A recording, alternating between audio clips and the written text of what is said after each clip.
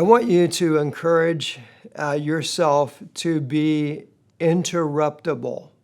I don't actually know if that's a word, but I know this, that there are times that we're going on our merry way in life and God interrupts us and he gives us a change in direction. And that happened for me about 20-something years into the church plant at the Indian Creek Community Church. So a lot of things were going well. I talked to you about how that early in my life, I was a high achiever. I wanted to please people. And those things can be good if they're contained and if they're all appropriately directed. And they were kind of till this point.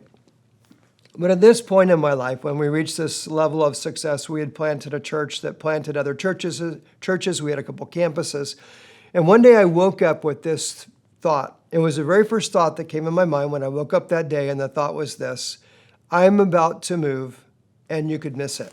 And it was like electricity went through my body. I sat up in bed, and I said, God, is that you?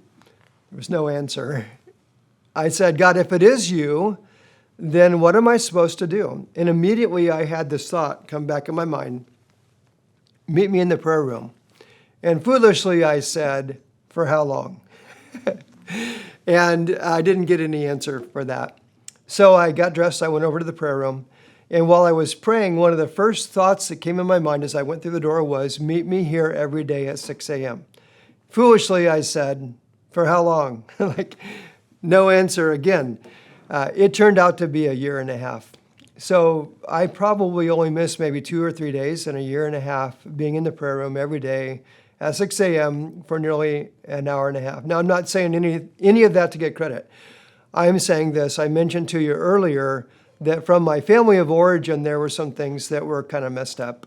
And I needed work on those things, but I didn't always know that, and I didn't know what to do. My coping had served me well to this point, but now it was starting to fail me. And so the need to achieve became a need to control. And people-pleasing became something where I was addicted to approval. And these kinds of things were starting to show up and get in the way. And God graciously gave me this opportunity to kind of reorient my life. And I thought I might get the next call for my life or some divine revelation. But really what happened is day by day, I began to learn that I could live inside the love of my Father and get value by being a dearly loved son of the Most High King. God kind of broke down all of my resistance and broke down all of my excuses and was training me to really be able to wait on him. I moved so fast, I barely sat still. And God began to teach me to slow down and to wait on him and to listen.